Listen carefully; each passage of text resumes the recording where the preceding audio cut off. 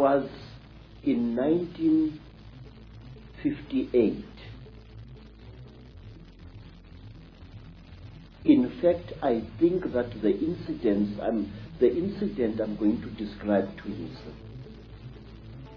is somehow connected to what happened to me in 1959. I'm sure of it. A friend of mine in Lesotho called me. He said that he had something very important and that we had to share this. He said, please, I must come to Lesotho. I must come. And I went there. And then I found that he had dug a hole at the back of his hut.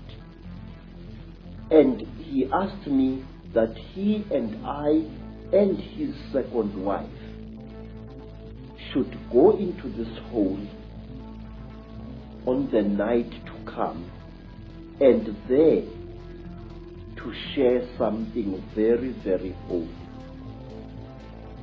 Well, we went down the hole.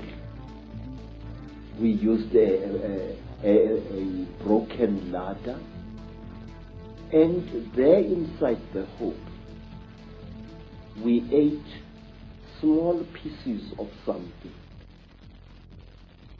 He told me to chew these things very thoroughly, as they were quite hard. I still had teeth in my face at that time. And I chewed and I chewed and I chewed and I chewed. But I noticed that what I was chewing was some kind of dry substance, and that it had the same taste that you would feel in your mouth if you sucked a copper penny. It had that coppery taste, like as if you were sucking an old copper coin. And then we left the hole and we went into his house. And on the following day, we all became terribly ill. Very, very ill. Our skins erupted into a rash. It was very, very painful. It was very, very itchy. We bathed with urine trying to take the itching away, but it failed. We bathed with sheep dip, and it failed. And in the end, I could no longer breathe at all. My tongue appeared to swell many times its size. And then I got so sick I could barely open my eyelids. The skin was itching like mad and I could barely breathe. And as the days went by, it was about a week, but it seemed like 100 years, slowly the rash subsided. And my skin began to peel, as did my friend's skin and the skin of his wife. We were very, very, very sick. And when I could speak, I asked him, what was the thing that you gave me to eat? This is the thing that has made us so sick. Why did you do this, my friend? He said, look, what we shared was something that can only be eaten while you are hiding in a hole. And that thing is the flesh of a god. I said, God? He said, yes. I said, but I am sick now. He said, wait, you'll recover. You either die within 2 days or you recover. Now we are going to recover because we are still alive after 2 days. Mr. Ek, I can't describe to you what happened next.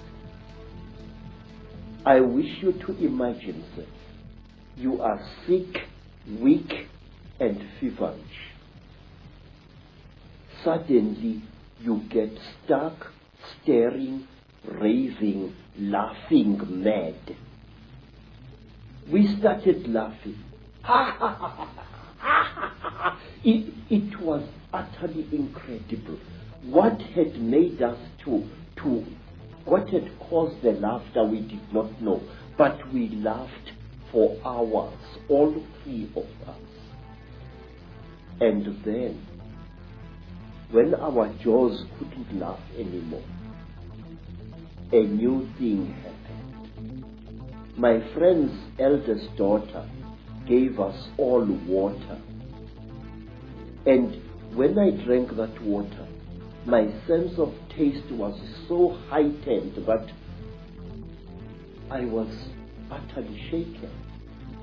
Ordinary water from a mountain spring tasted like, I don't know like what, like wine, like something out of I don't know where. My taste buds must have been souped up somehow.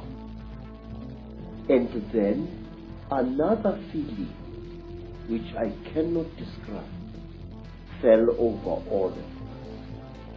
It was a feeling as if we were one with the entire universe. When I looked at a tree outside my friend's homestead, it was as if that tree was a multicolored living rainbow.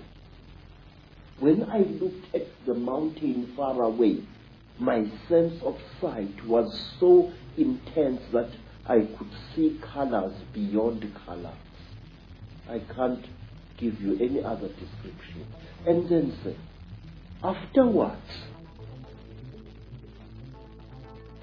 I was very weak, but with a monstrous appetite. And then I left my friend's homestead and returned to South Africa. Every step of the way, I seemed like a person reborn. It was a feeling that no words can describe. And when I asked my friend by letter afterwards, what was this God flesh? He said it had been the flesh of a puana.